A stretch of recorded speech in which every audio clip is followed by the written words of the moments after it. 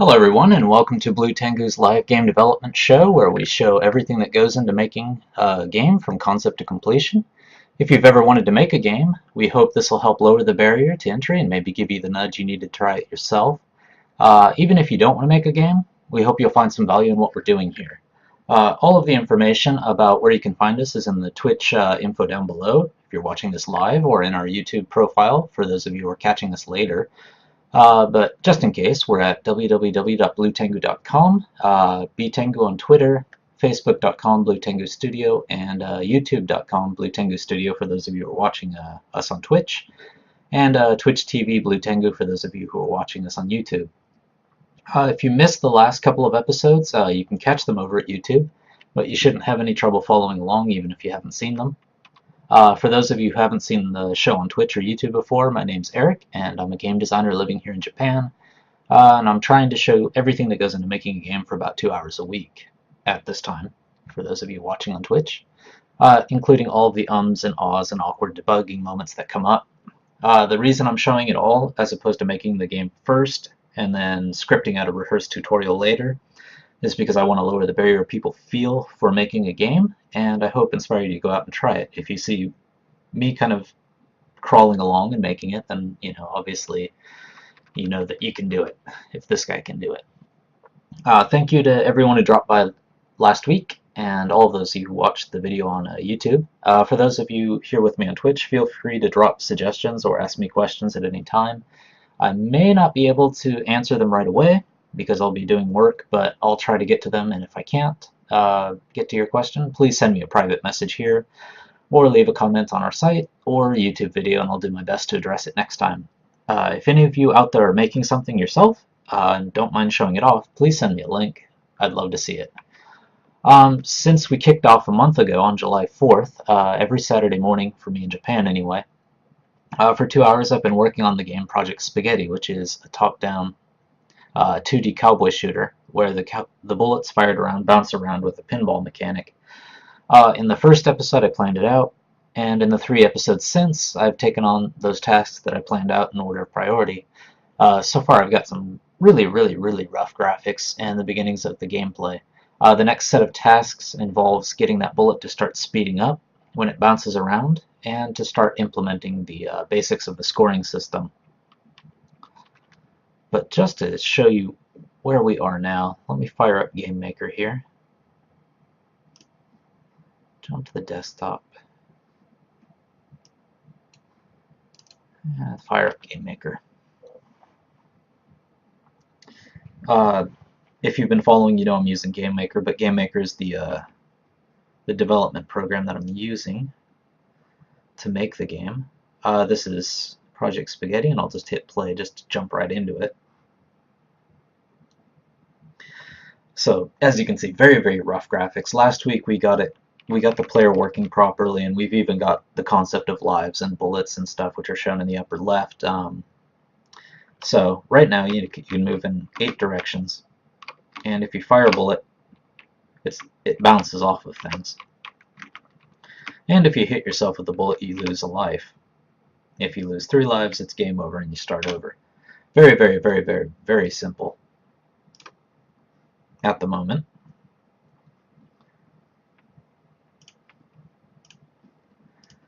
So it has been a month, so I think it's worth looking over those tasks that I originally planned out, as well as how fast I'm going.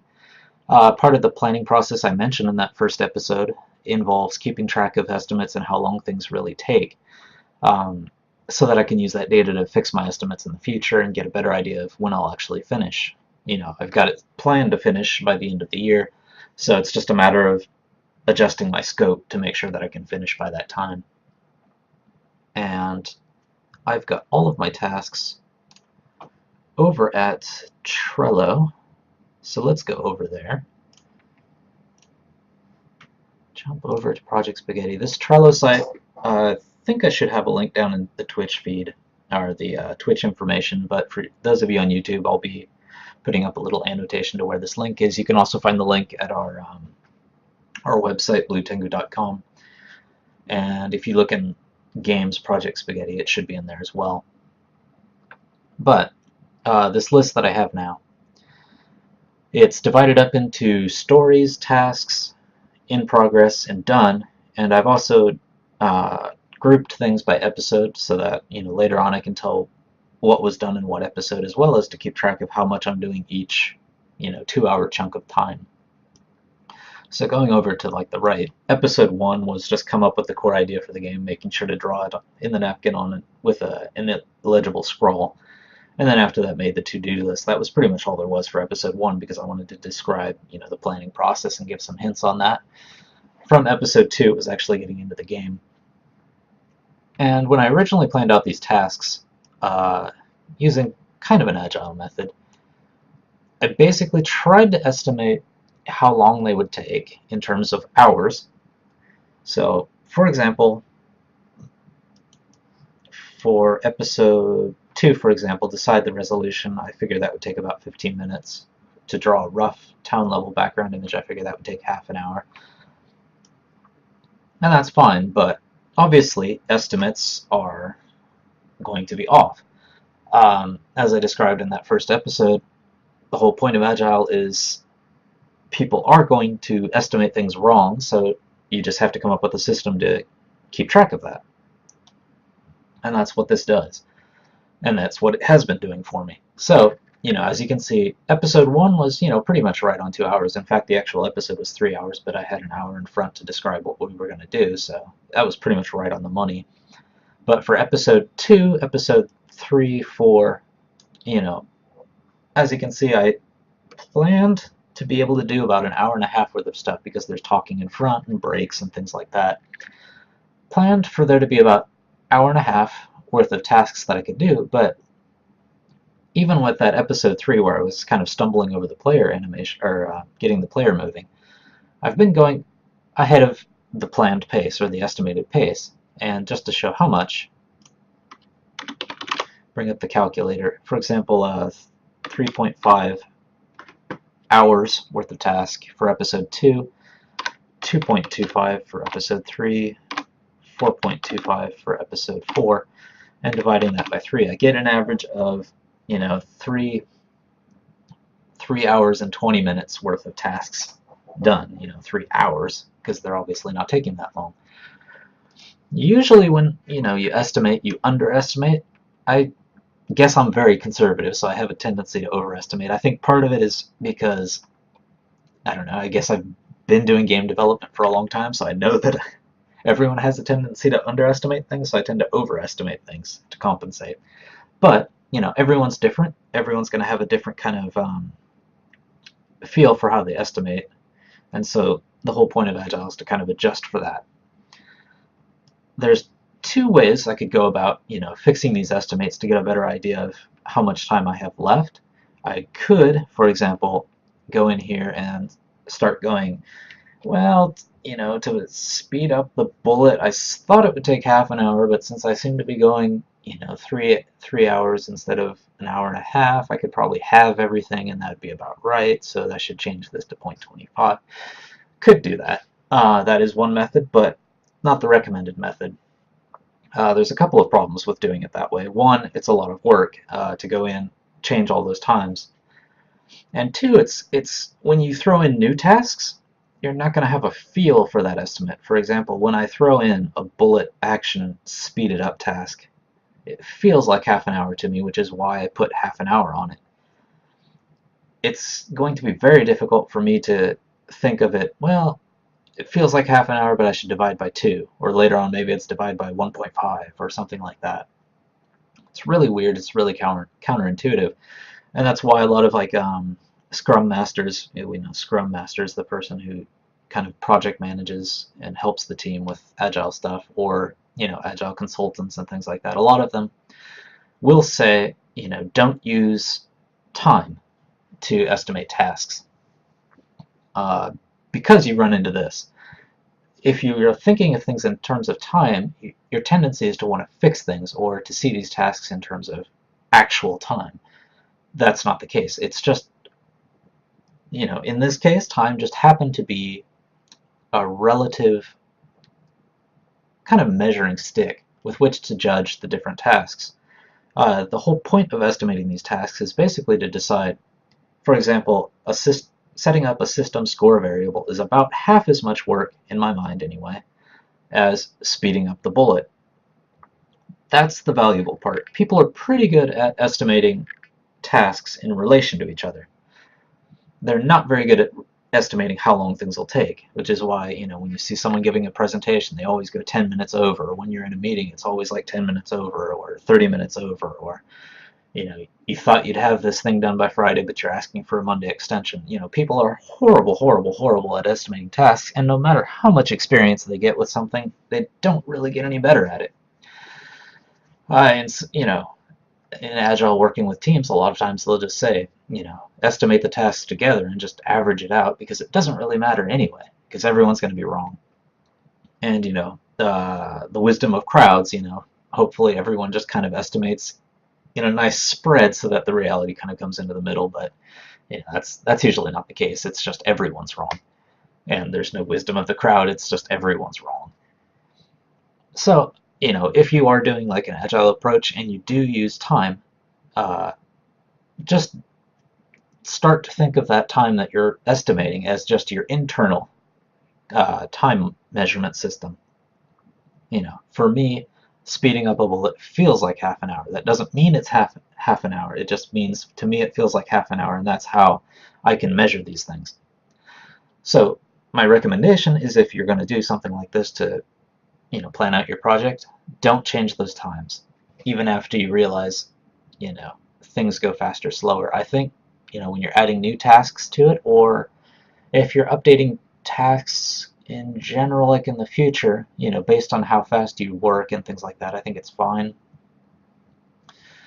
to, adjust those to the reality a little more, because, like, for example, you might not know that your tool actually makes a certain kind of task really, really easy, so it makes no sense to just leave all these overinflated tasks in your task list, but just try to keep everything relative, so that this kind of task takes half as long as this, or twice as long as this.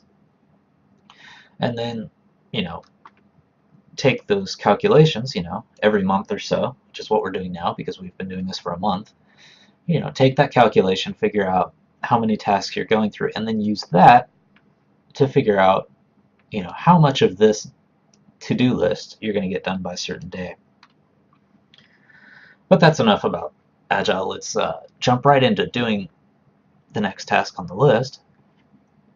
And I've got to keep on top of my bad habit of not drinking water as I go, because my voice will start to give out.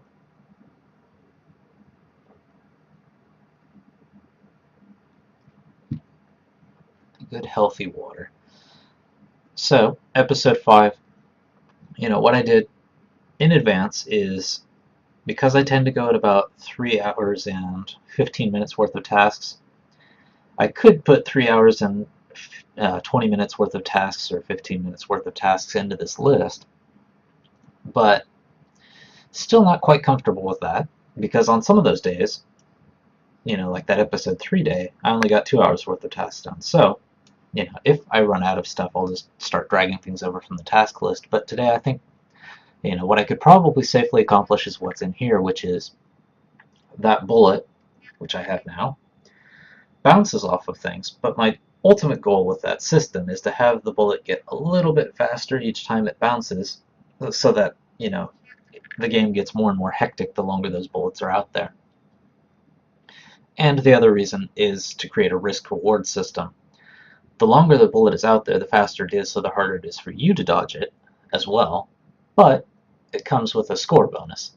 So the faster it's going when it hits an enemy, the more points you get. So if you're a good player, firing all your bullets right off in the beginning and just dodging like a madman is probably the way to go. If you're not such a good player, then it's probably better to just wait for an enemy to show up and hit them right off the bat with a bullet. So that's just kind of a give and take system that I'm trying to set up, and most of these tasks are related to that.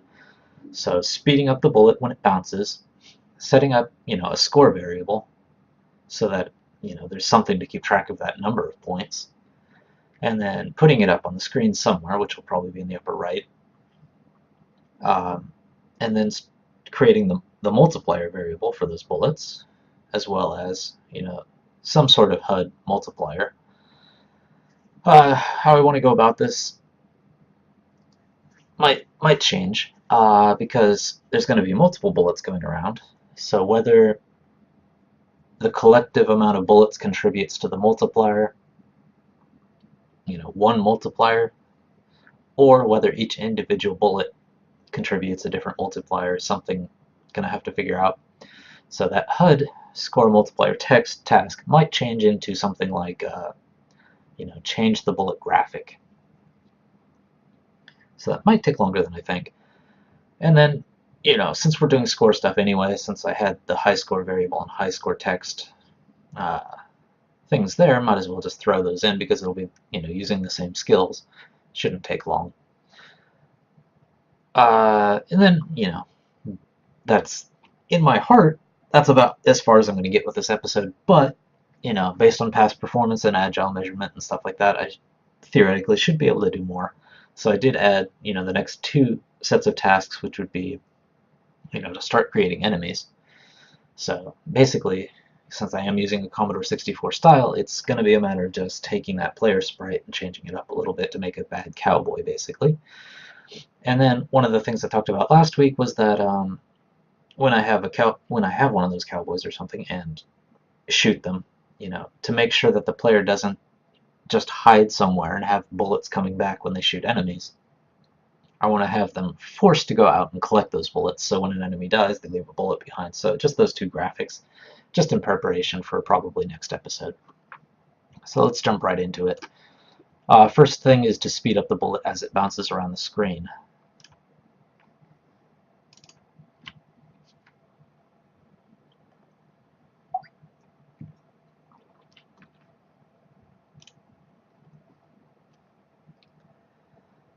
So let's expand all these out so that you see what I'm working with.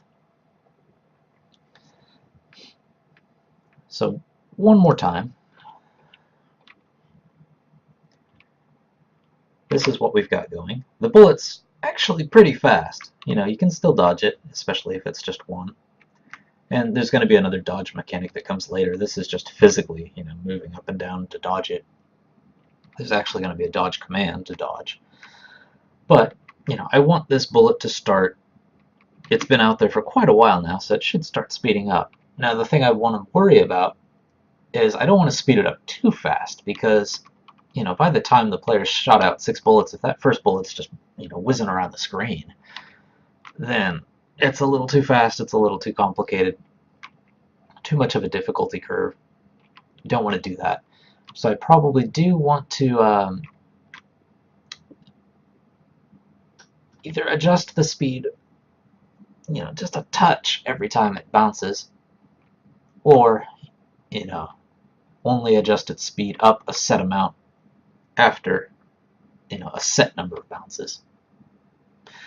Now, which one of those systems is actually going to be more fun is probably a gameplay thing, but my suspicion is that because I'm using a score multiplier, and because that score multiplier will probably be represented in the game, not as, a number, but as a color of the bullet, I probably want to not just, increase the speed every time it bounces by a little bit. I would probably want to wait a certain number of bounces to increase the bullet, a set amount. So not just little by little, but bounce, bounce, bounce, bounce, bounce, bounce, bounce, bounce, bounce, bounce, little by little. And then, when it does make that leap, change the color so that the player, knows, okay, this bullet went from the standard gray to, say, yellow or something, so now it's going to be twice as fast, but it's going to be worth twice as much if it hits an enemy.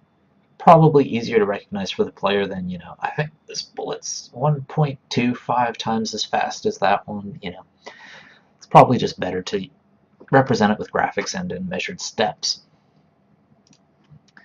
Since the speed is going to be attached to the bullet, I'm going to want to create those speed variables, which is what I'm doing first, inside the bullet object. So when I first create it, I have bullet base speed equals global base speed, which is what we did last time. That's times 3 It's a little fast, probably, but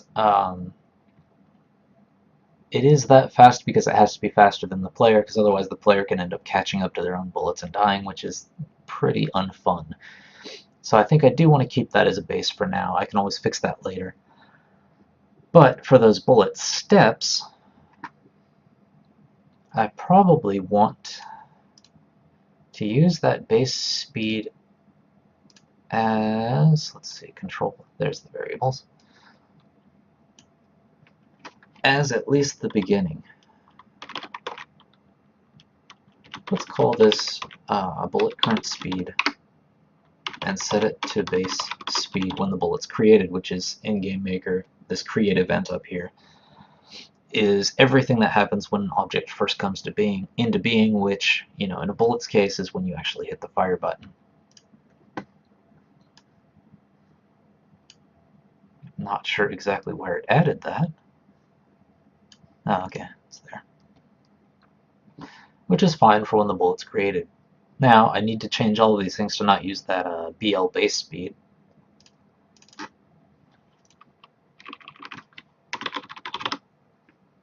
These are all of the script commands that control how fast it's going in horizontal and vertical directions.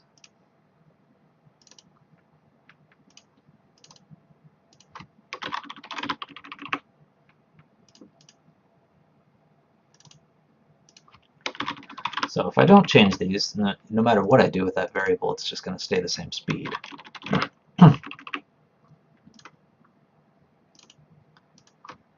One other thing that may affect my voice as we go is it's really, really hot in Japan right now. Using the air conditioner, you know, pretty much 24 hours a day, kind of getting to me. So if my voice does start to die out, please bear with me.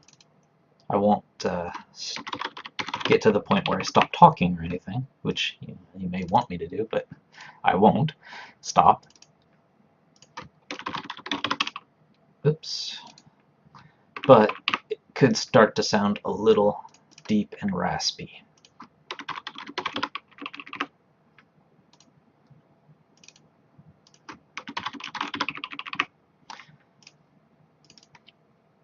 I should also mention, you know, when I first chose Game Maker in episode 1, you know, I mentioned some things about it. Let me just make sure it's using that variable properly. I did mention some advantages to Game Maker, which are you pay for it once. You know, unlike Unreal, for example, you pay for it once and that's it. There is at least some rumbling that the next Game Maker could go to one of those subscription type models that, you know, like the Adobe products or Unreal Tournament use, which is you have to pay monthly. If it switches to that, you know, obviously I'll just keep working with this because I don't want to upgrade in the middle of a project, but, you know, for your purposes, it might change your decision process whether or not to use Game Maker or something else. You know, as I mentioned in that first episode, I don't like subscription models. In fact, I hate them because, you know, it's the monthly payment plan thing. It's, you know, it's only $39 a month for this car, but in actuality, you know, after 10 years of 12 months of payments, it turns out to be like 3 times as much as, you know, if you would have just paid cash for it in the beginning. I really don't like overhead, especially, you know, as a company, for example, Blue Tengu Studio. I don't want to have a bunch of monthly expenses that are just stacking up, stacking up, stacking up. I'd rather just, you know, pay for it and get it over with, you know, rip the band-aid off, not just, you know, pull it off little by little. So whether I use Game Maker on the next project or something might depend on, you know, what they do with it. So the bullet was fine. There were no errors anyway. So it should be using current speed for everything. We'll find out really soon if it isn't. So now let's go to these collision events. Every time it bounces off the barrel or the border, you know, I probably need an extra variable to keep track of that bounce number.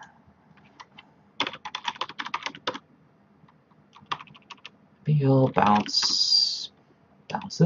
Alright, let's just call it bounces. So when it first starts out, it hasn't bounced yet. Every time it hits the barrel,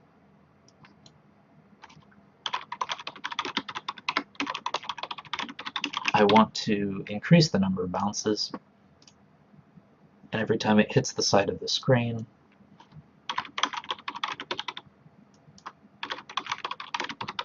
I also want to increase the number of bounces. So now we have something that tracks how many times this thing is bounced. To actually make that do something, I have to create a step event. You know, a step is the game is divided into something called frames. Usually every, I think in GameMaker it's either 60 or 30, but in any case, if it's 30, for example, every second is 30 frames. So a step, everything that happens in the step event is calculated every single one of those frames. So for example, 30 times a second, it'll go through this step event. And there's also a begin step and end step, you know, whether you do it before you do all the step processing or after. And it relates to like draw events and all sorts of other stuff. It's a little complicated, but it's not too bad to get a hang on. So the thing I'm going to need to do is first test this bounces thing.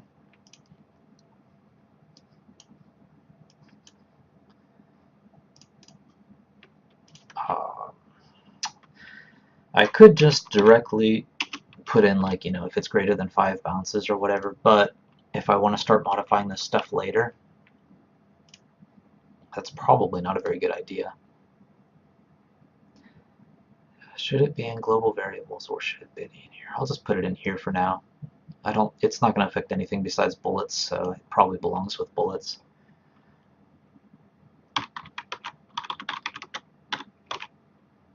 Bounce, let's call it floor 1.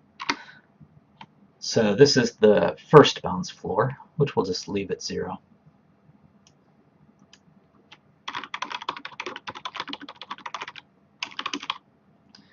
And set bounce floor 2 to 5 bounces. So what I'm going to be doing with these variables is testing if the number of bounces is greater than the bounce floor, then switch it up to the next speed and color.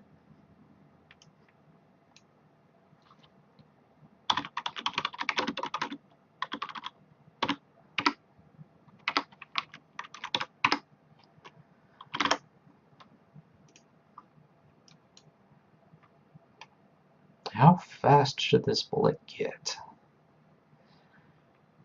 Let's go for broke and make it ridiculous at first. And we can always tail that back later.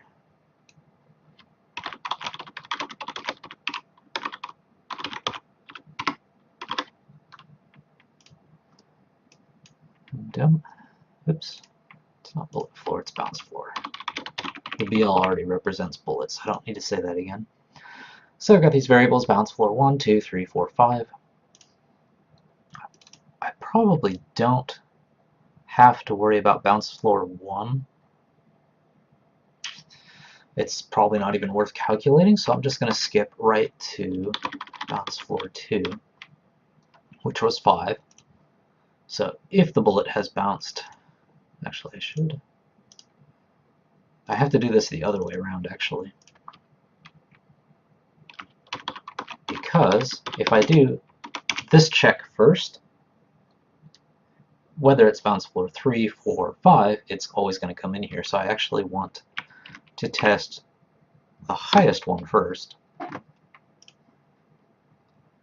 and then create an else to test the next highest one. And this is something where I definitely prefer script to the GUI thing, is all this if-else stuff, because it looks kind of unwieldy in a GUI system like this.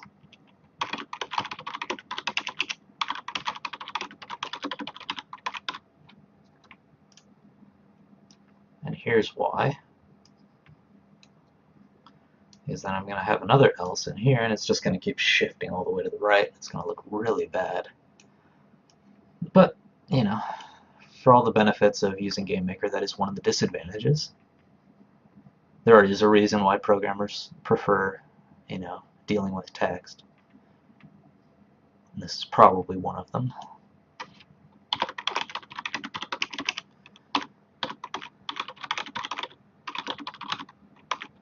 I think I'm up to 3.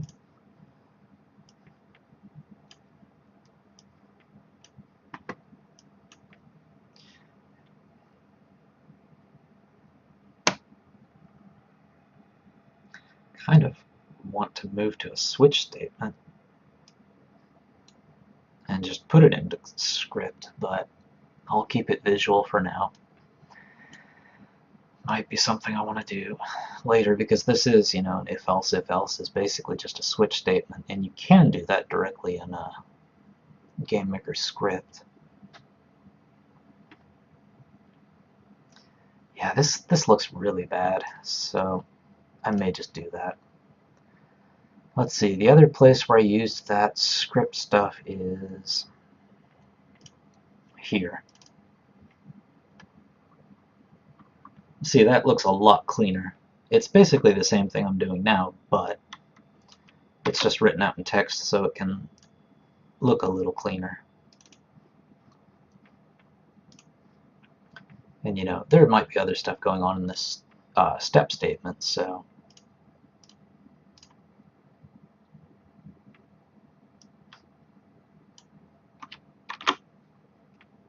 yeah, that's right, Control V. Okay.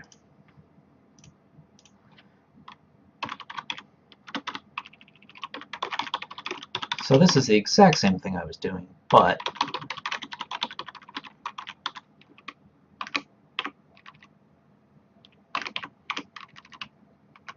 it looks a lot cleaner. And I can see the numbers and everything else too, so I can check if I have, you know, an error right off the bat.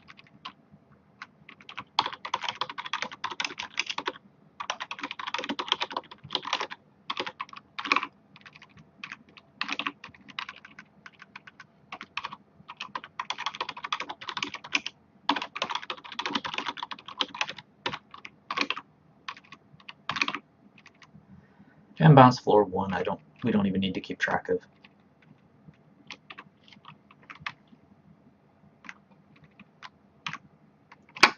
So now we want to speed it up. Bullet speed. I think I called it just BL speed, right? Or current speed. Okay, current speed. Let's get rid of all this stuff. Yeah, this looks a lot cleaner. So I will go with this. Bullet speed equals BL base speed. Oops, current speed. Bullet current speed is equal to BL base speed times a certain amount. It's easier. It's going to be easier to figure out if I start at the bottom here. So I could just double it, but that would be extremely fast right off the bat. I'm going to just go with my instinct and try a 1.25.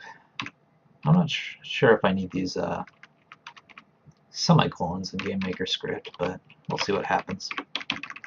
It'll tell me right off the bat if I don't need them, but it won't tell me if I do need them, so it's better to err on the side of caution.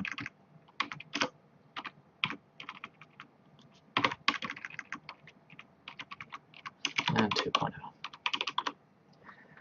You know, just doubling the speed may be enough. Let's see if I get an error here after all that. Oh, good. Okay. Let's just fire a single bullet off.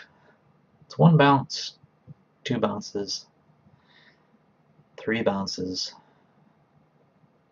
4 bounces, 5 bounces. Kind of hard to tell if it is speeding up. Let's see if we can... Oops. No, that's not what I wanted to do. Okay. Hopefully we can see the results of it speeding up a little more there.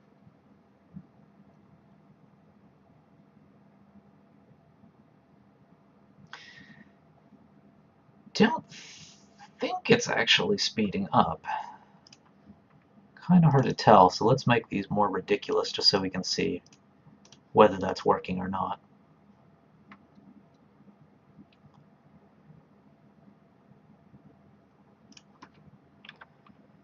let's go with after the first times 5. What the heck? And it'll slow down again afterwards, but what this should do is make it very obvious if the script is working. 2,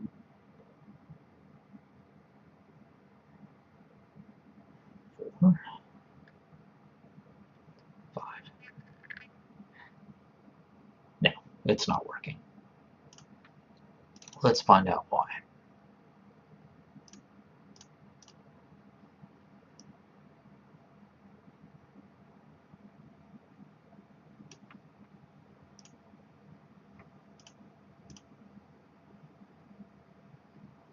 Oh, okay, it's pretty obvious why it's not working actually.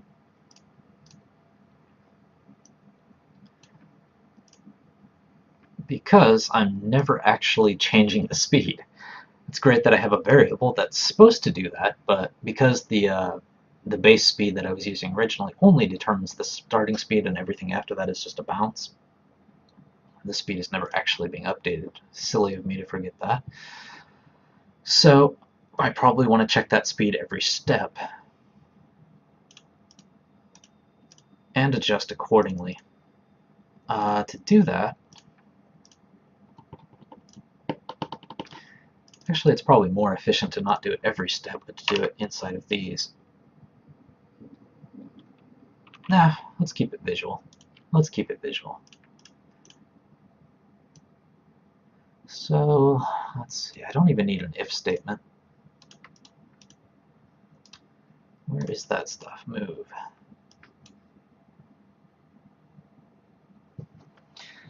So I want to change the horizontal speed. Let's see, what is this variable actually? In step, any key, field direction. That's something I'm going to have to look up.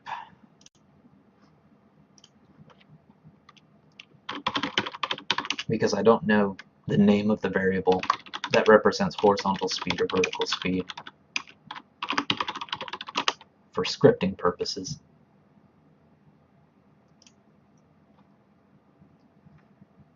V speed apparently. So it's probably V speed and H speed. Yep.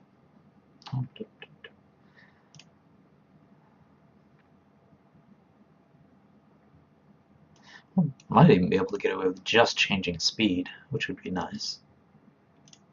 If that's the case, then it's probably just easier to do it in here. Speed equals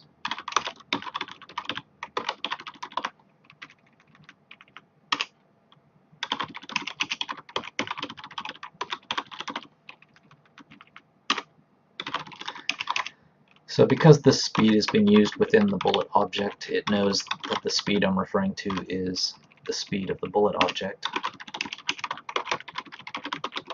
And hopefully that's all we need to do, but we'll find out soon enough.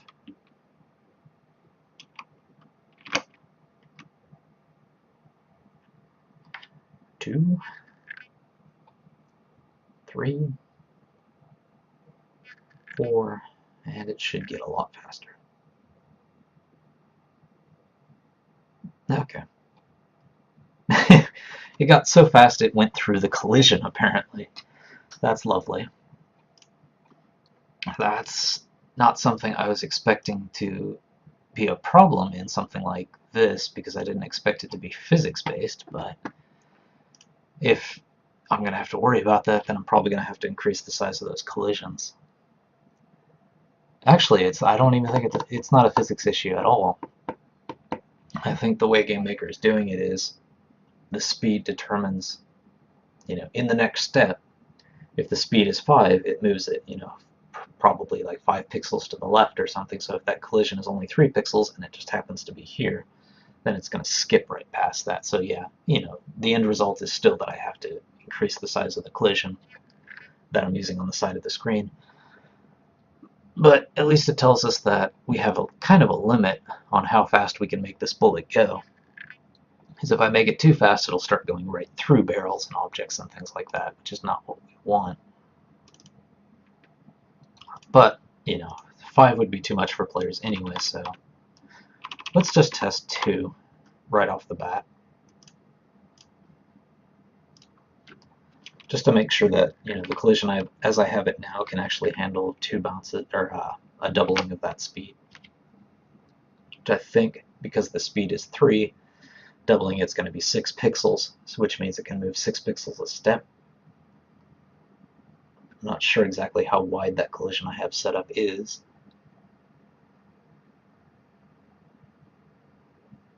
Looks alright. So as long as it only doubles, it should be fine with the collision I have set up. And to be honest, that seems about as fast as I want the bullet to go, because one bullet's obviously very easy to dodge, but if I have,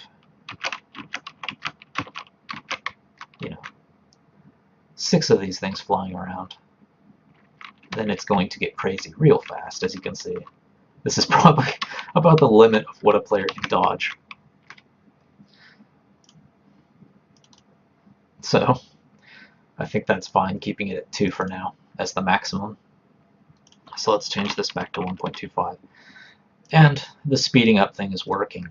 The next thing I do want to change is the actual color of the bullet.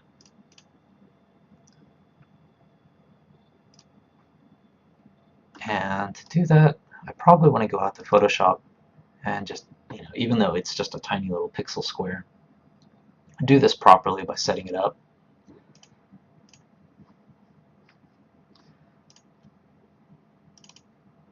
And I have my bullet in there.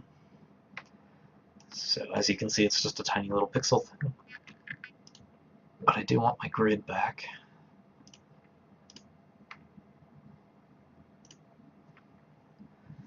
And one other thing, because I am trying to do this with the original Commodore color palette, I need to bring that in.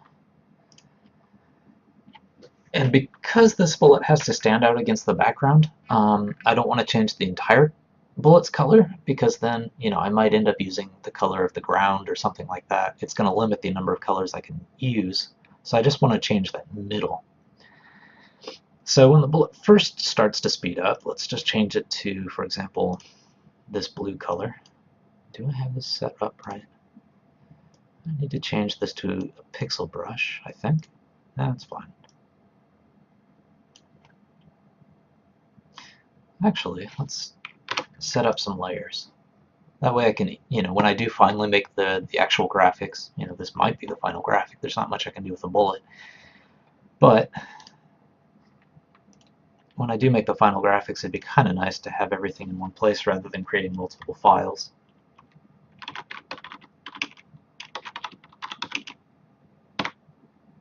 So we'll call that bullet speed 2.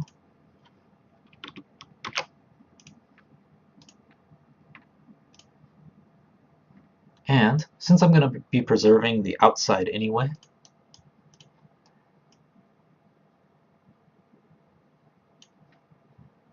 you know, you can't really see what's going on until I take away this layer, but all this bullet speed 2 layer is going to do is determine the core.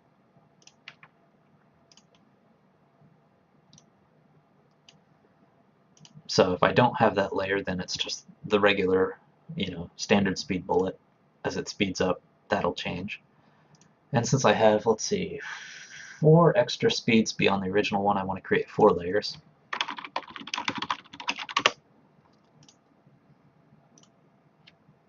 Actually, it'd probably be just easy to duplicate this so I don't have to cut and paste every time. So this just copies the layer. Saves me a little typing too.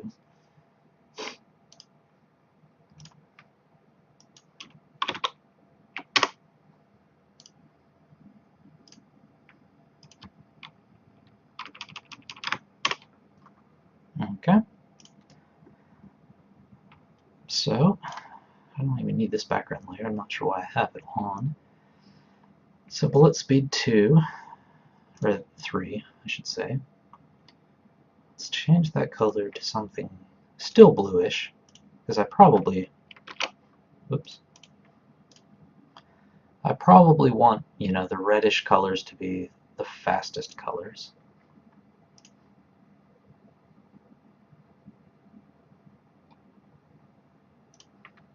Okay, so it's starting to heat up a little bit now. Oops. Change that to 4. And this one should be red because it's the fastest and the hottest. Now let's go back. Let's actually change that to orange, because that's going to make a little more intuitive sense to the player that the bullet's heating up as it speeds up. So let's not use blue or purple or whatever that color is.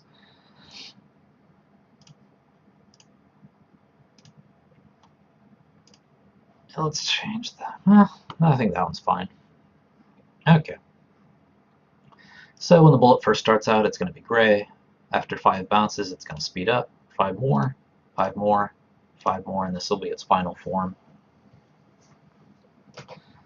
So let's save the bullet PSD and then start saving out those individual PNG files.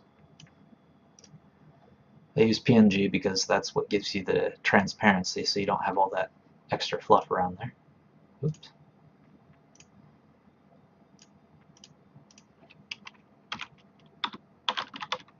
And this one is speed 5. Turn that layer off.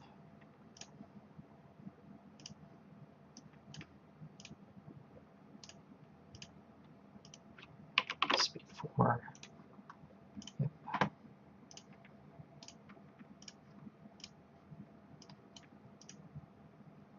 Speed 3.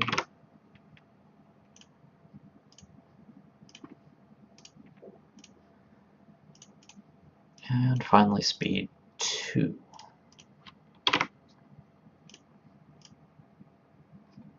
And I'll just leave that for the Photoshop file. Jump back into GameMaker and add these sprites. Unfortunately, I can't add like some kind of hierarchy of sprites in here, so I'm just going to have to add these things as individual sprites.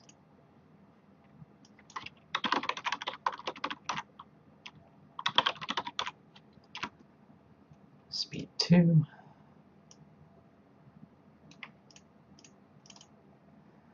And I'm also going to have to double that size because last week I increased the resolution. I basically doubled it, but I still want to keep that pixel look. Let's turn on precise collision checking and edit the sprite. Transform, and then I think it was stretch I was using to do this. So basically doubling it.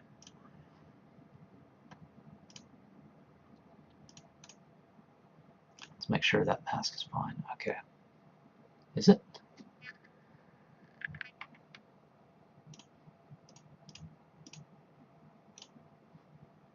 Kind of hard to tell. I guess it's okay. We'll find out. Since most of that information is going to be the same. 3, bullet speed 3. Load that graphic. Double the height and the width. Turn on collision. Make sure the collision looks alright. Duplicate. Sprite bullet speed 4, which is the orange one.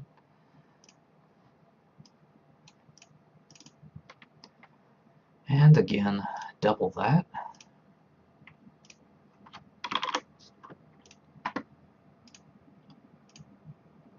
And fix the collision. Let's just make sure.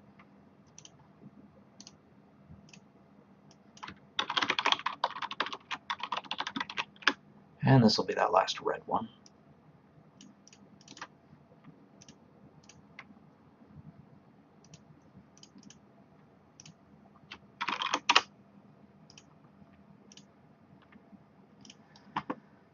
Okay, so I've got my different bullet speeds here.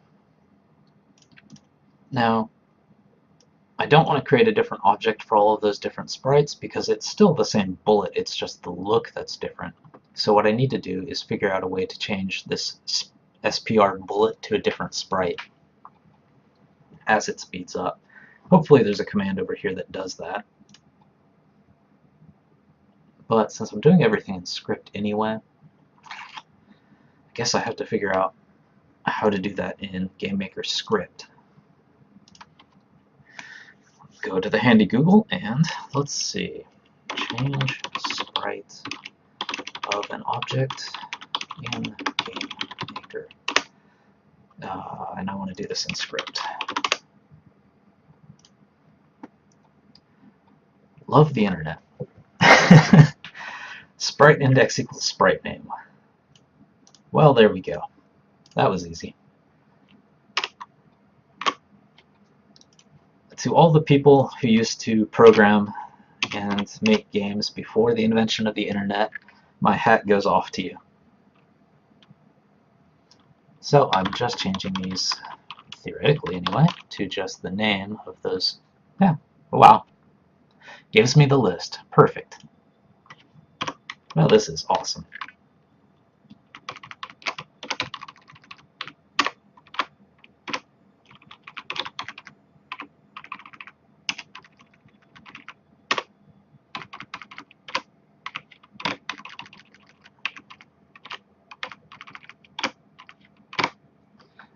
Now, assuming that works and the internet doesn't lie, of course the internet would never lie, that should start changing the color of these things as they speed up.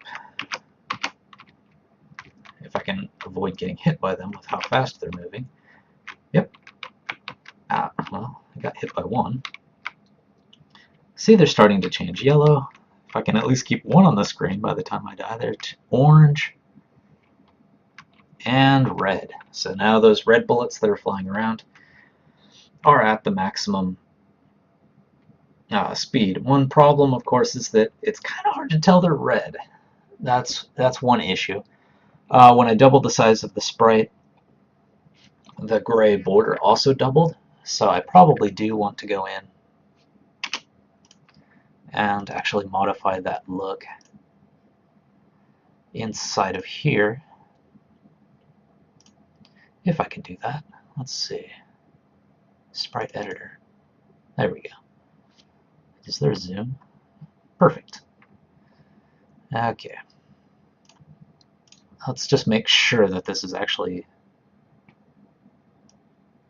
visible in game before I rely on this to be my system. Because if it's not visible to the player, then there's no point in changing the color, and I need to figure out something else.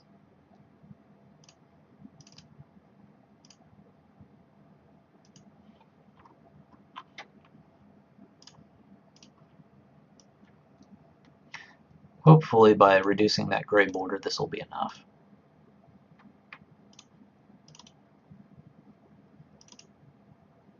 I don't want to do that.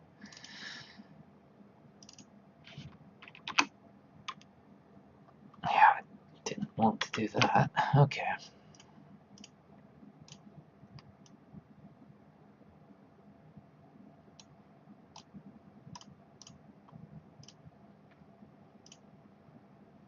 And the last one. Keep wanting to double click on the picture there. That's not what I need to do.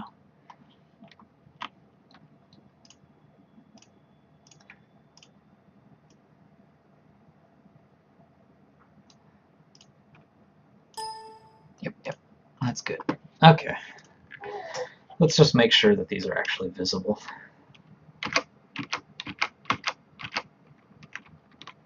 So if my goal was to actually dodge these bullets, I should probably not fire them off at an angle because that's what's going to get me hit.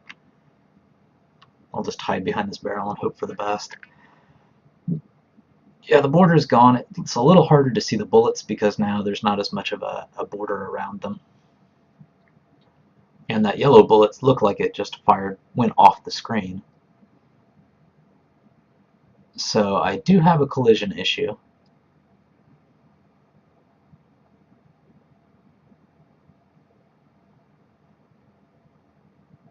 Yeah, because some bullets are disappearing even though I'm not losing lives. So there is still a collision issue we have to deal with. Now the bullets look more visible, or at least the color is more visible, but now it's harder to see the bullets themselves.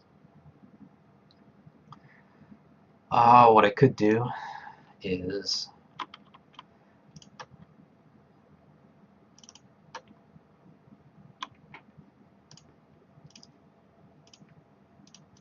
it does increase the size of the bullet, but without changing the collision, just to give it a little extra visibility. Because I do want to make sure these things are visible before I move on to the next step. Because, if I don't come back to this at some point in the near future, then for the rest of the time I'm doing this, people watching this in the stream, etc., or on YouTube, are not going to be able to see these bullets, and that's not going to be very interesting. So even though it is kind of a minute visual problem, it's worth fixing.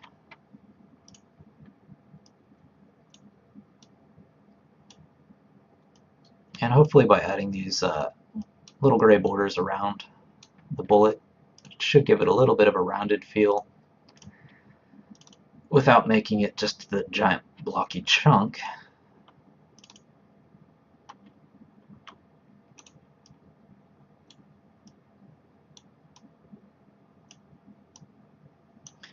And hopefully these things aren't too big. Let's see what they look like.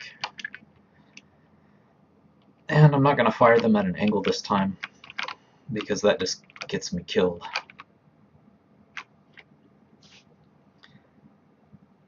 So on the next bounce they should change to blue. Yep, that's pretty visible. It's visible and it's about the right size, actually. That actually feels pretty good. That yellow color against the background, yeah, may not be that great.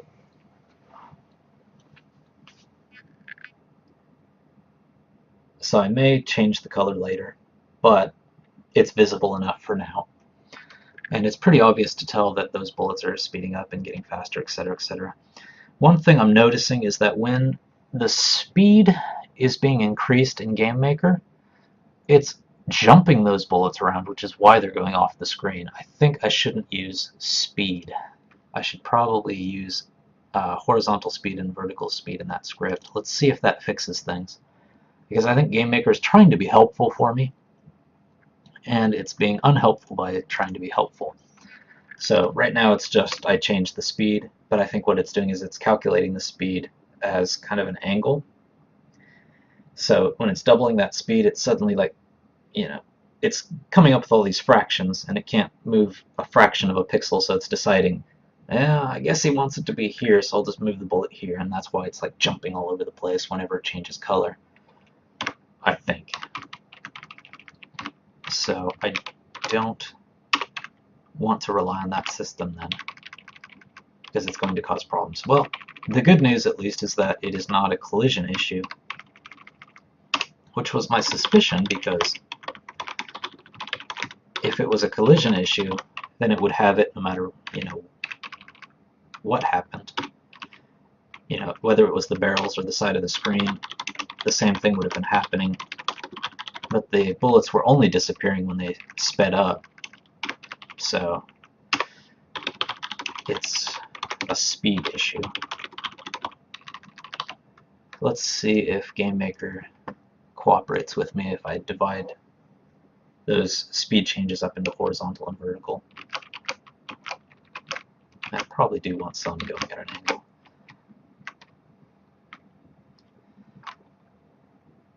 No, it's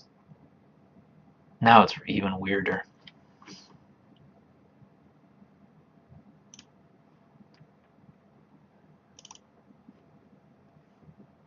Let's see, what am I doing wrong here?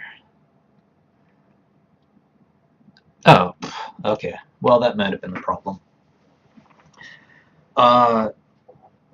Maybe I could have gotten away with speed anyway, but what I'm doing wrong now is, because this BL current speed is always a positive, whenever it changes this V speed to that new speed, it's always going to be positive, so even if it's supposed to be moving like up, for example, it's going to move down or whatever. So that's a problem. I do need to keep track of whether this v-speed is positive or negative. So probably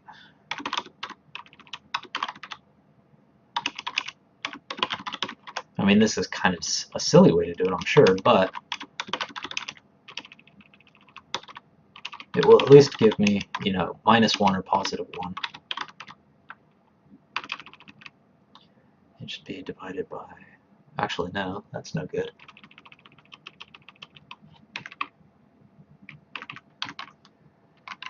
Because if it's minus divided by minus, it'll end up positive anyway, so that's no good.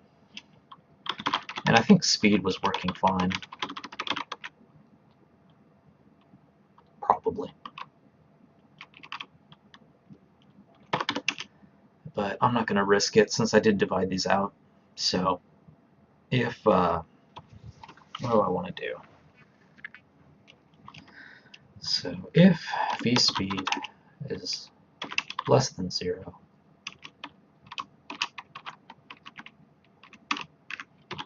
else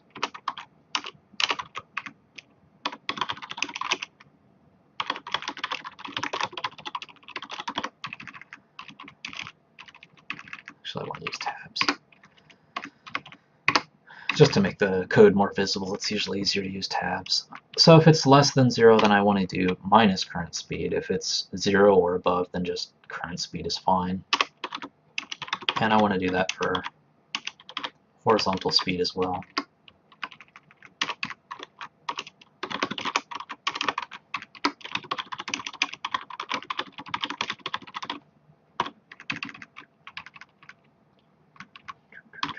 Okay.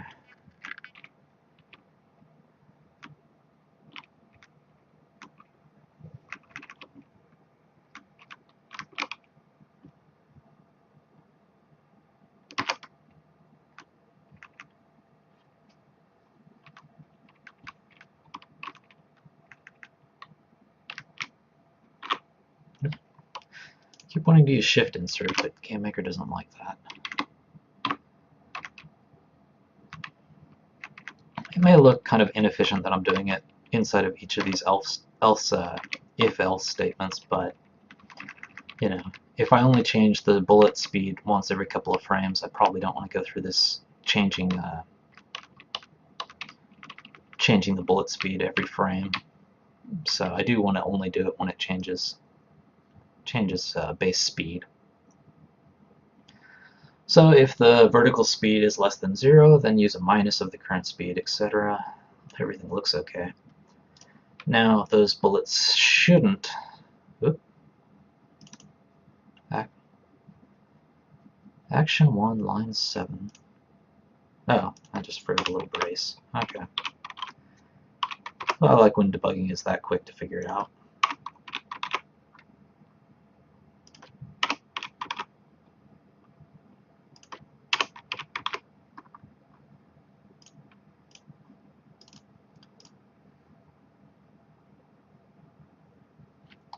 Okay.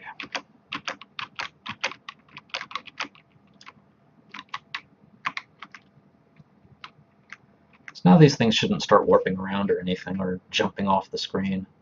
Bouncing looks like it's going fine. If all of these bullets get to red,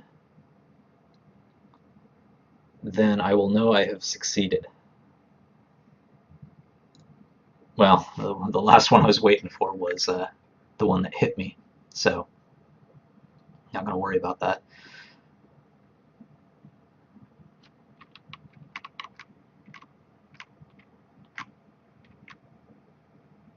There's still the possibility that some of these bullets are vanishing in a weird way, but I'm going to worry about that later. At least for now, in general, it seems to be working. Okay. So that definitely took longer than I expected, but bullet action speed up is done. Let's move on to setting up a score variable and this stuff. Actually, thankfully, I did I changed this task basically, so let's change this. This actually changed, I don't have text somewhere saying it's, 2 times as fast or 3 times as fast. All of that is included in the bullet.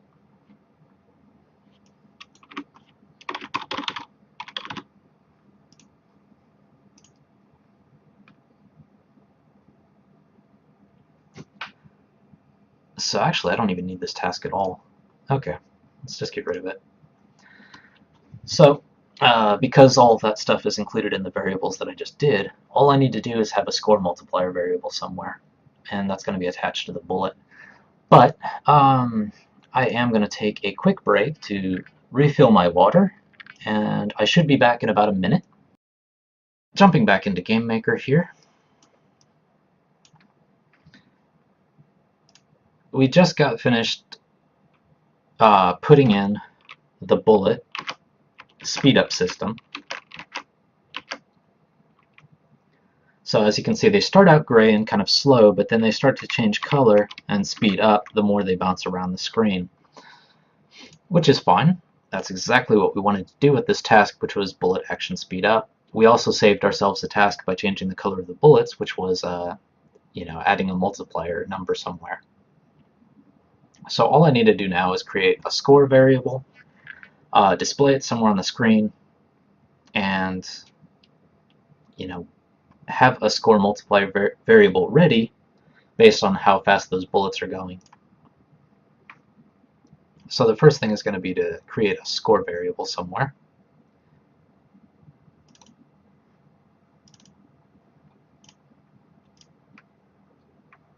In fact, I think GameMaker might actually just have a score system, just like it had the live system, so I could probably just do that. So when the player is first created, let's just set the score to 0.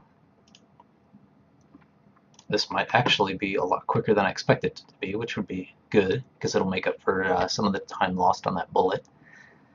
And the time when that score is going to be implemented is when it hits a bad guy. It's going to be kind of hard to tell the scores going up or down without a bad guy to hit, so actually I should change some of these priorities.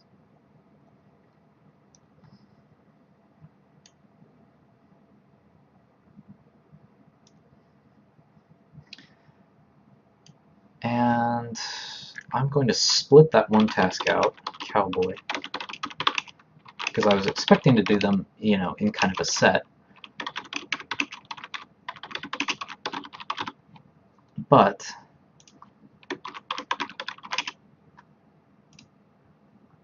that might be underestimating it, but it should be fine.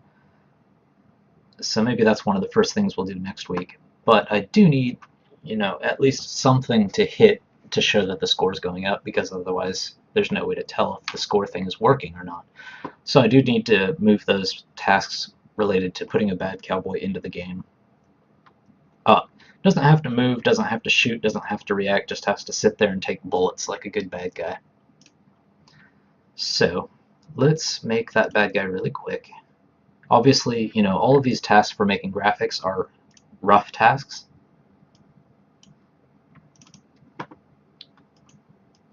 So there's our original cowboy player. And I want to change this to, since I might have other enemies in the game, I don't want to just call this guy enemy, I just want to say bad cowboy, because that's the type of enemy this will be. And my original plan, let's get this Commodore palette back into Photoshop. My original plan was to switch the blacks and the whites, and then, obviously the blue Tengu is going to be the good guy because we're blue Tengu, and probably make the bad guy red Tengu, standard red Tengu. So first off, I will change the face to red.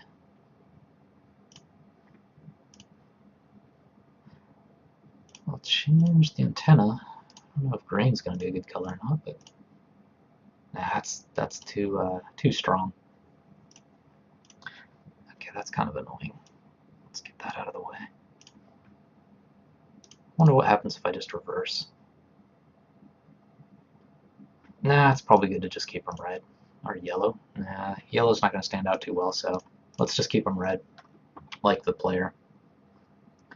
And switch the clothing colors. Obviously, I can't just switch these easily. So just have to kind of remember where these things are. Hopefully I can remember them. Oops. Let's make sure I'm using the Commodore official black, in case it's not just regular black.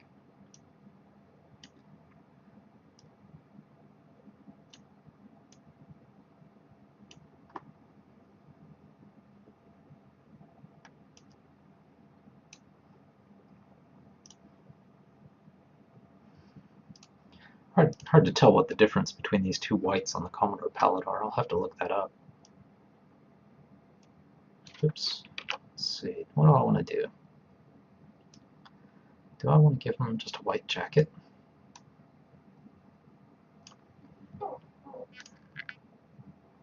Let's take a look at what a player looked like side by side so I can remember where exactly I had things painted.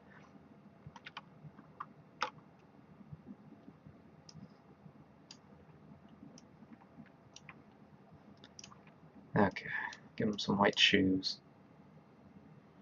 I don't think I have to give him a white gun. Gun can be the same. Let's see. That looks fine. Changed everything out, so now he has the white vest and the white shoes, whereas the player had the black vest and the black shoes. Still looks a little too good for my taste, so what happens if I do that?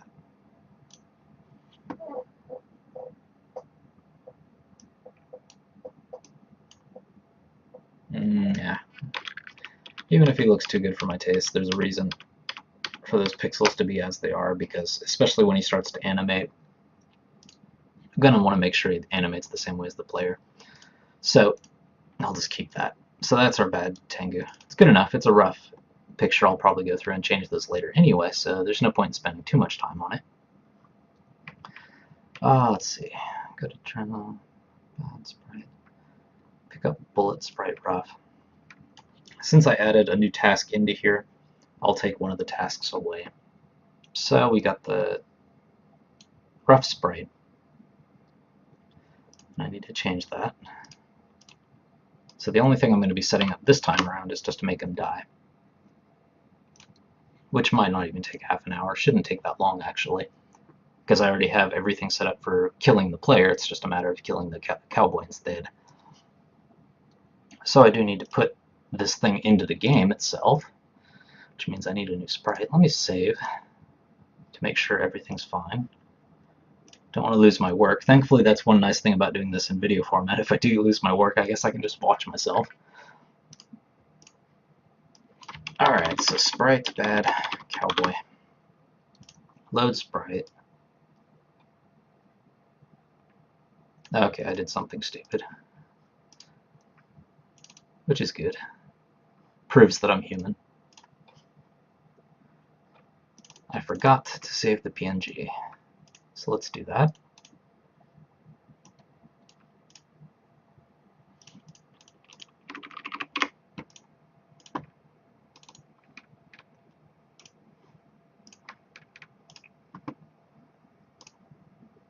There he is. And let's see, I do need to edit that sprite so he doubles in size, just like the player. And the other thing I'm going to want to make sure he behaves just like the player with is in terms of collision. So let me go back, because I did modify that original collision. I have a box that doesn't keep track of the antenna, so I should probably write those numbers down to make sure that the enemy behaves exactly the same way as the player. Because when the player sees the enemy get hit by the bullet, it's going to be kind of also a learning lesson for the player to determine, how close they can get to bullets without actually getting shot.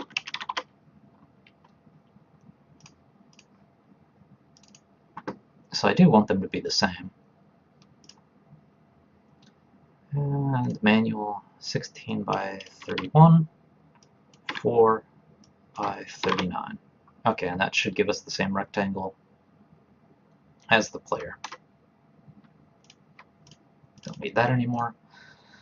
So now I have my bad guy. He's got collision, so he's ready to get hit. Let's create bad cowboy object using that bad cowboy sprite.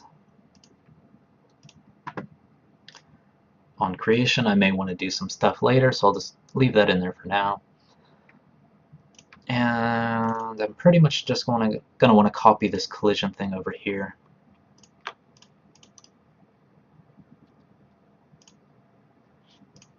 Unless it's gonna let me paste. So on a collision with a bullet, actually it's not gonna be like the player at all, so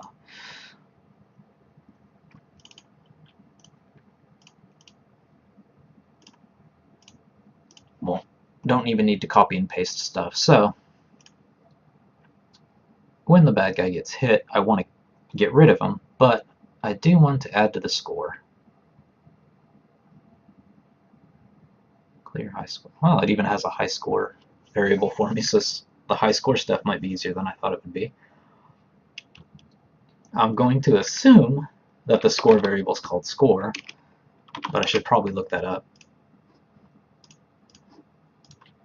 Game Maker, score, Game of Thrones. Yeah, I could start watching that. Maybe after. If you haven't seen Game of Thrones, quite good. I like the original books too. But if you haven't seen Game of Thrones, you probably aren't interested anyway, because otherwise you probably would have seen it. So score is a global variable. All right, good. So just score plus. Let's make it a nice big score, like 100. So if the cowboy gets hit by a bullet worth 100 points, that's easy enough. But because I do want to change the score based on that bullet multiplier, object, I wonder, is this object going to automatically assume that the bullet that I'm referencing is the bullet that's hitting him or not? That's a tougher one to search for on Google. Let's see, reference collider. Yeah, if this was Unity, I'd know how to do it. Game Maker script.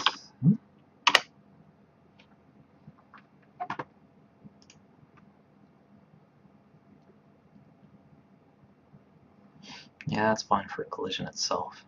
Collider object. And can I not have Unity results show up here?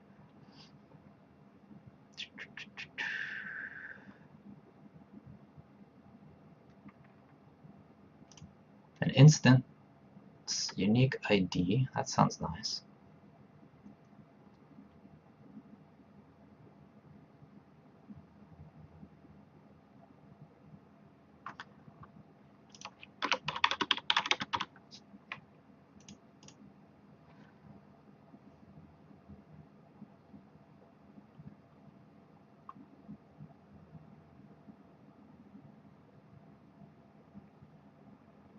Each instance is given its own instance ID when created. Yeah, that's nice, but I want to know that from the bad guy's perspective.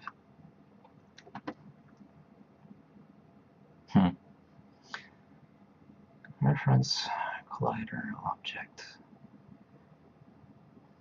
Game Maker script. What is the way to do this? It's hard to even search for this because I want to know how to reference this specific object. Maybe if I just look up collision events.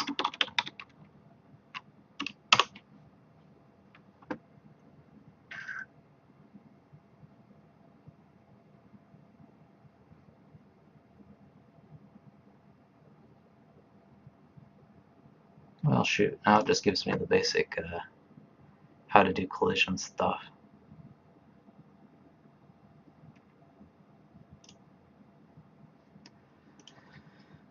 instance.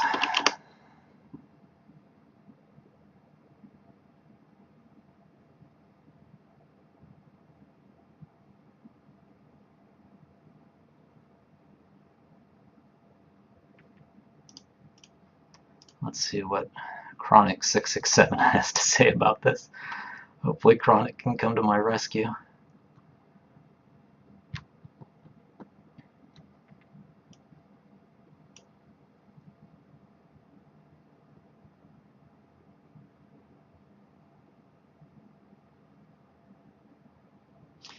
This other looks promising.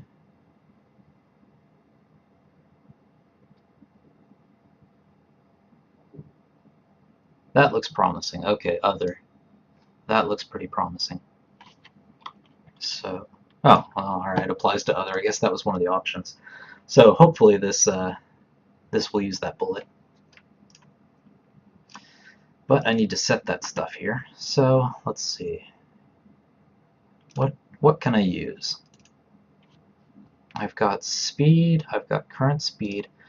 Probably the best variable to use is going to be these bounce floors.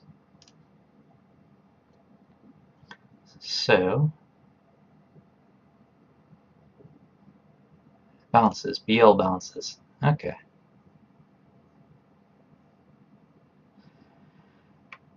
So let's see. Since I want to use the bounce floor, but I don't want to go through another like if else statement within the bad guy and every bad guy that I make, I probably want the bullet to tell, you know, whatever it hits, how much the bullet is worth. You know, obviously to the person it hits, it's worth being dead. Set variable BL score multiplier, and ordinarily it's 1 because there is no multiplier. But if I pass one of those bounce floors, I want to change the multiplier. So I need to add that into here. And 5 is a good multiplier. So 100, 100, 200, 300, 400, 500 points. Nah, let's give a bonus for if it's red. So red's worth a lot.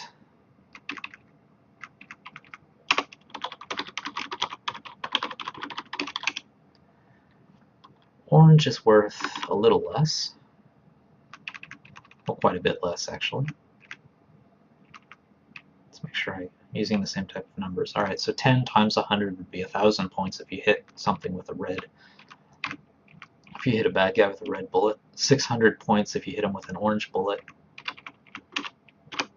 Oop, oop, oop. No, should have copied and pasted that.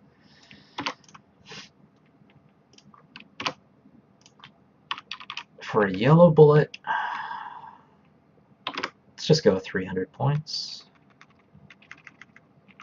For a blue bullet, 200 points. So now, if I hit a bad guy, it's 200, 300. Let's double check that. 600. Actually, let's make this 500. So those red bullets are worth a lot if you can get it all the way up to red before it hits a bad guy. So BL score multiply 3 and 2. Yeah, that seems a good starting point anyway. So now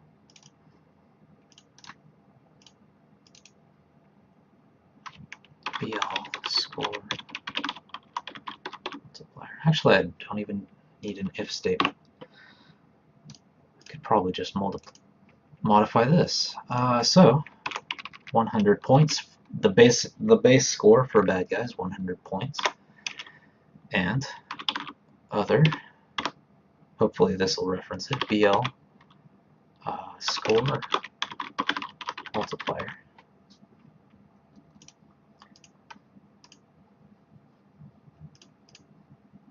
And in fact, so I can move these variables out to possibly globals later. BC, let's use BC Bad Cowboy for the abbreviation. Base score. Set that to 100. And actually, let's take it even one step further and create a global variable for base score, which is equal to 100. Oh, let's go with 10. Because there might be like some minor enemies that you can shoot that don't shoot back or something. So I have global base score 10. A multiplier of 10 is my base. So that if I do want to inflate the scores across the entire game, I can do that using that.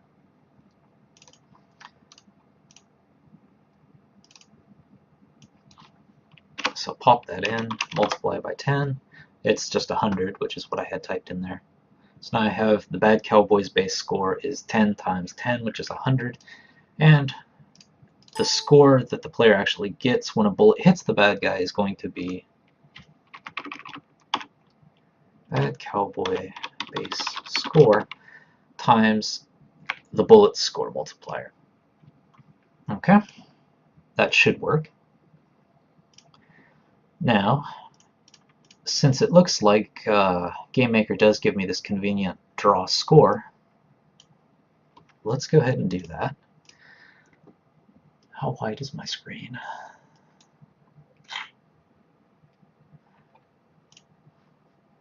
It's probably something I don't want to do manually. Here's something else to look up. GameMaker resolution width variable.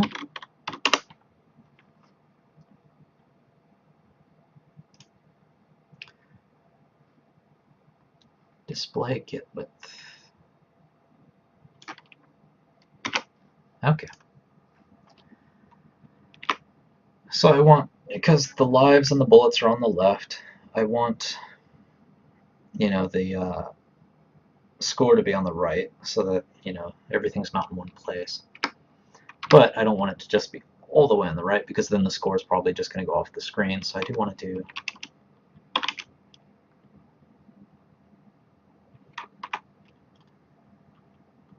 I'm not sure how GameMaker decides its font sizes.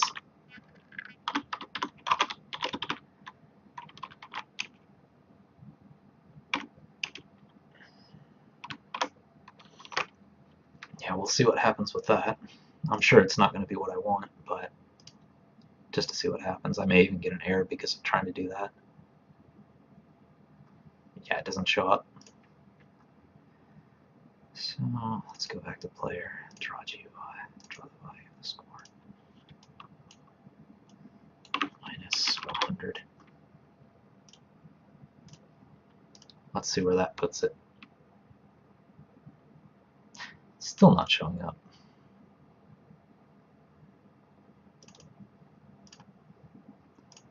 I am setting score, right? Yep, get the score to 0, so it should be 0. So it's probably not recognizing this. Alright, well, let's hard code it for now. It should show up. Yeah, okay, so it's hard coded. So if I do change the screen size, no matter what the screen size changes to, it's not going to be on the right.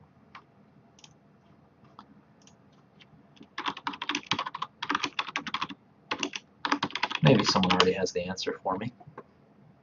That would be awesome if someone did.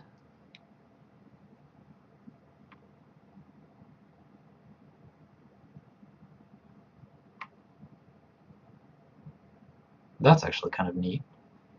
So I can set the alignment, I just can't do it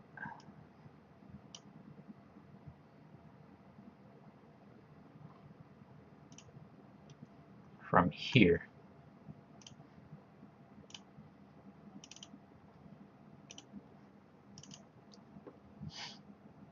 Yeah, it's unfortunate that they don't have something in here to change the alignment for this. That would be nice.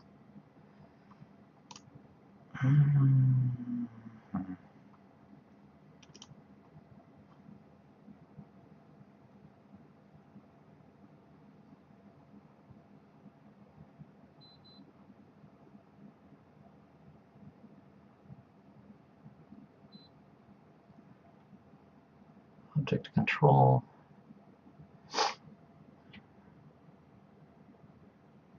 Okay, this is for actually creating a proper score box, which is actually what we would want to do in the end, because we want the score to actually look a little more customized than what GameMaker's throwing out there. So since I'm going to discard this anyway, this is just rough, I'm just going to keep this at 550 or something for now. And I should add that as a task. I may actually already have it as a task. HUD high score text. What am I calling these? Polished? Polished. And since that's probably a little bit complicated, it's not going to take an hour, I'm sure, in the future. And I've also gone through and color-coded these things, so I can tell at first glance exactly what kind of story it is. So let's move that down to the bottom, because it's not that important. The important thing is knowing the score. Yeah, it seems like after I do that, that'd be about right. So the important thing is knowing the score. I didn't call that. Oops, I called it high score. I don't want to do that. Just score. Okay. So I do have a score variable now. I do have text showing up now. I do have the score multiplier variable set up now. But I'm not sure if the cowboy's going to die yet or not because I haven't tested that. The score's in a good, well, it's not in a good place because once that starts going up, it's going to look weird. So actually I should change this to 400. Okay. So now when it hits the bad guy, yeah, the score goes up, which is nice, but the bad guy needs to also go away. So let's get rid of him. And there'd be like sound effects and things like that going off in here too, animations, etc. in the future, but it's not important for now because it's just a test. And let's add one of those bad cowboys in here.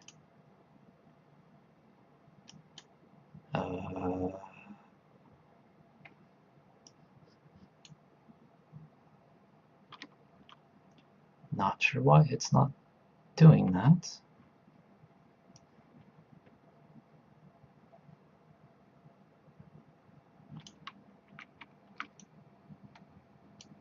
Can I turn snap off? That is kind of annoying. Views, backgrounds, stretch objects. Oh, I just have to hold down Alt to do no snap. Okay, let's get that back where it was.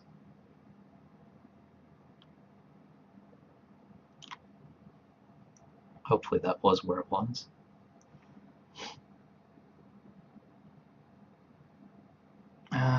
Why is it not letting me add this object into the game?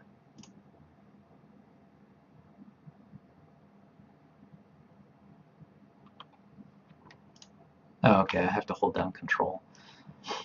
Okay, well, let's put them here. What the heck? And let's put another one here, another one here, another one here, just as a test. Obviously, in the final game, they'll come in from the sides of the screen, start shooting at the player, etc. Or they just won't show up at all, which would not be very helpful. Why are they not showing up? I'll bet it has to do with this thing hiding them.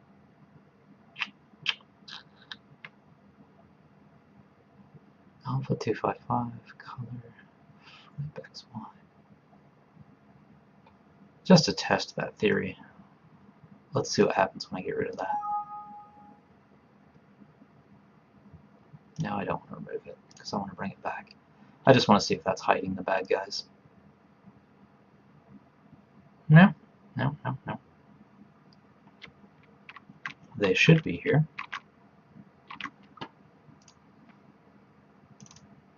For whatever reason, they're not.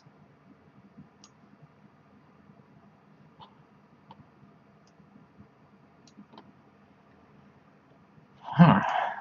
Okay. Well, that's very unexpected, actually. Let's get rid of some of these. Delete, delete, delete, and focus on just this one. The barrel is there. Is it because this one's too high up?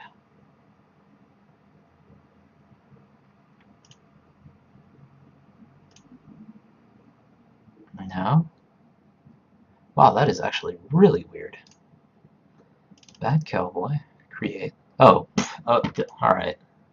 My bad. I accidentally put the destroy the cowboy thing into the creation. Okay, well that would do it. Now he has to get destroyed when the bullet hits him. Okay, let's put these guys back in. And let's fix this border here. And it's alt to no snap. Okay. Well, now they should show up because I'm not destroying them right away. There we go. So, oh, well, whoops. One more thing I should do is add a collision event here for the bullet when it hits a bad cowboy. And get rid of the bullet. Okay. Now we should be golden. Hopefully. So, I shoot, hits, worth 100 points, he dies, that's great. Let's see if I can get it bouncing.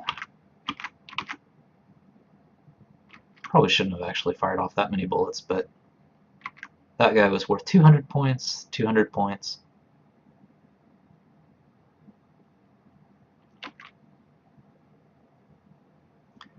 Well, hopefully if this thing actually bounces in a way that it hit me.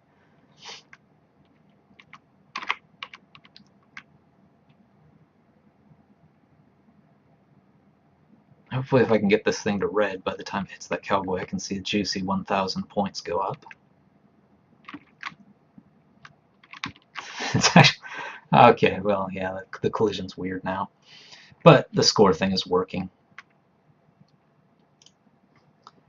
And I should probably, let's see, modify that collision mask.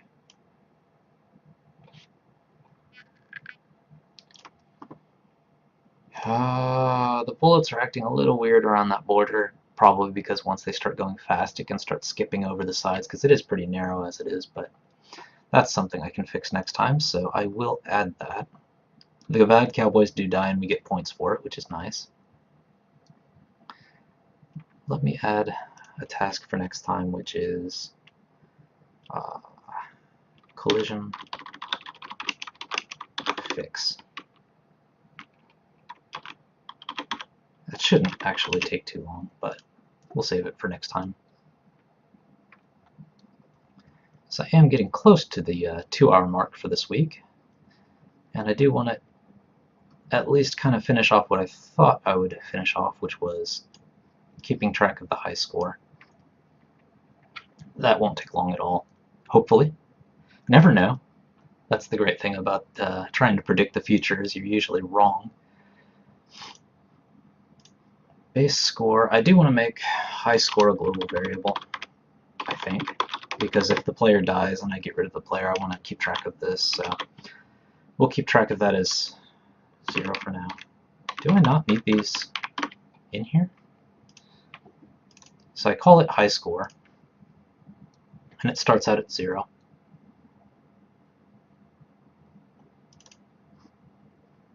And when I start a new game, I set the score to 0.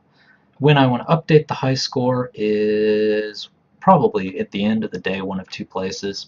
If the score goes up past the high score, then I want to update the high score, and probably at game over. Although if I'm constantly updating the high score, I probably don't even need to do that. So whenever I get more points,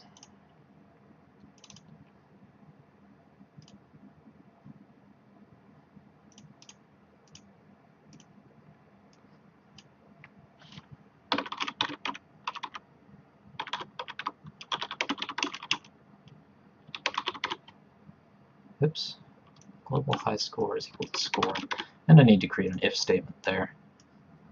By the way, this is not the place this should be going because obviously I'm going to have more enemies than just the bad cowboy, so I'd have to do this every single time, and that's not very efficient.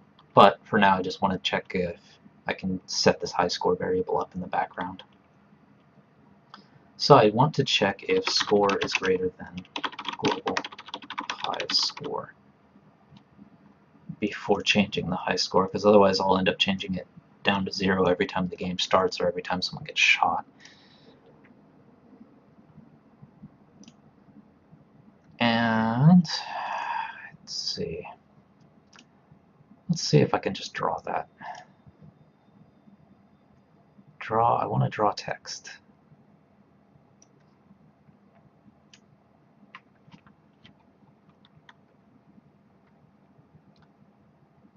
Wonder how you do variables in this text.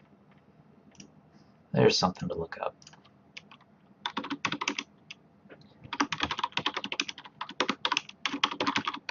String and variable.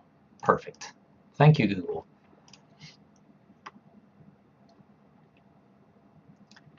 In the draw event, draw text.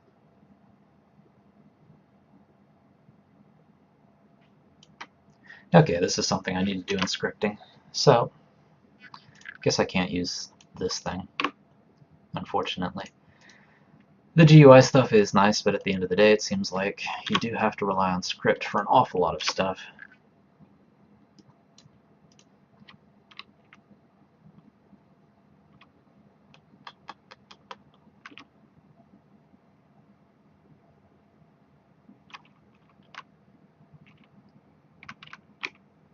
Let's see. I want the resolution, so what did I have it at? 500 or 450 or something for the regular score variable? I had it at 400, so let's do it at 400. And drop the Y down, maybe 50, see what happens.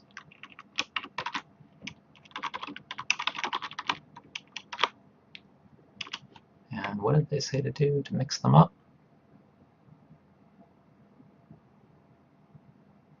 Plus string variable. Okay, exactly. Once again, Google comes to the rescue. Well, actually, let's give credit where credit's due. Stubjacks comes to the rescue.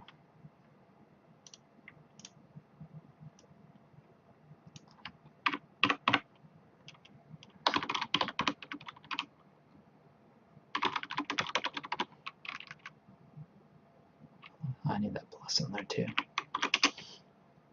And I don't know if I need it or not, but I'm just going to add that in because it makes me feel safer. Let's just see if this gives me an error. Excellent. Well, the position's not excellent, but at least the fact that it's working is quite excellent. Let's dump it down to 20.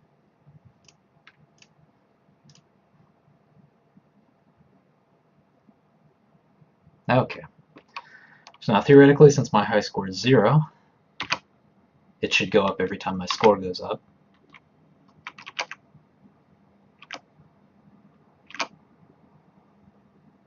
And hopefully the high score remains even though I've got a game over. It does not. That's unfortunate. And I think I know why, because the player is the one executing the script globals, which resets everything.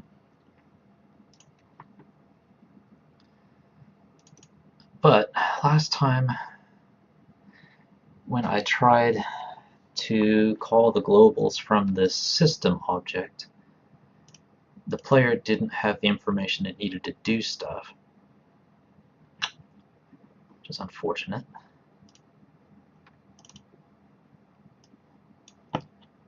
So these aren't really proper globals.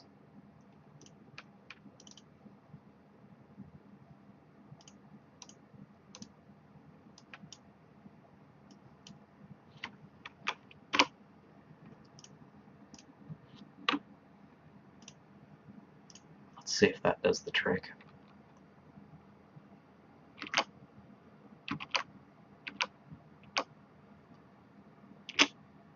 Now, high score is still getting reset. I guess because every time I go into that room, system is getting reset.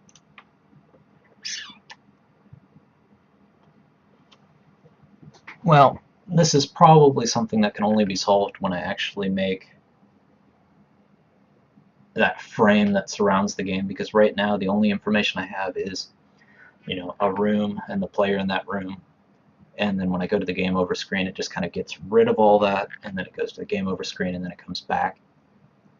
Probably not going to be able to do anything with keeping track of multiple sessions over time until I actually have this thing that surrounds the game.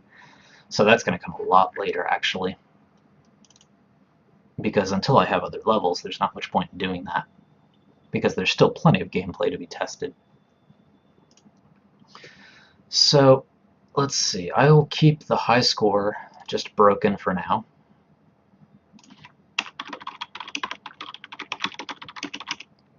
Equals 0. And I'll get rid of that system thing here.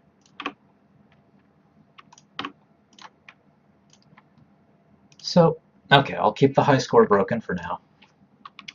And wait to hook it in until I actually have something that can save state.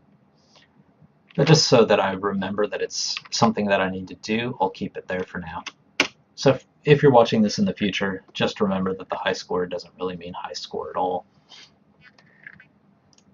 That is, I think, a good place to stop, since I've reached my 2-hour mark here. Jump back over to our Trello list here. That's something I do need to do. Let's see, system high score, keep track across sessions. And it's not a difficult task, it just needs other stuff to be done first.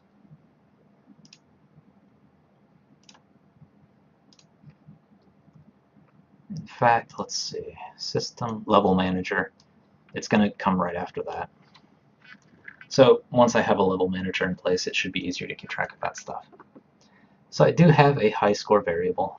That's fine. And I do actually display it in-game, which is fine. But I do want to make sure that I have a task to actually make that look pretty later. Polished.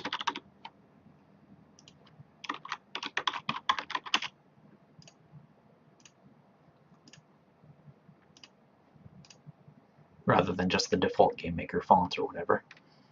But that's going to come much later. In fact, I should probably do it about the same time that I polish up the score. So right there is a good spot for it. So, in review, let's make sure everything's still streaming here. Yep, okay. In review, I went over the bullet system and I sped it up so it speeds up properly, and it speeds up, you know, little by little. I did get a rough bad cowboy sprite into the game as an object, actually. And that cowboy can die. I also set up a score variable that keeps track of how many points the player's gotten for shooting bullets around the screen. I display that. I've also got the bullet keeping track of how many times it's bounced and modifying the score accordingly. So it's worth 1,000 points if you get it all the way to the 5th level, which is red. I've also got a high score variable just waiting to be fixed at a later date, and I'm also displaying that in the screen. So, you know, pretty much as estimated, you know, 2.5 worth of tasks seems about right for an episode. So I think I'll keep to that in the future, like when I do episode 6 and pull out these tasks that I want to do. Probably pull out 2.5 worth. So I'm going to move episode 5 over here to the right.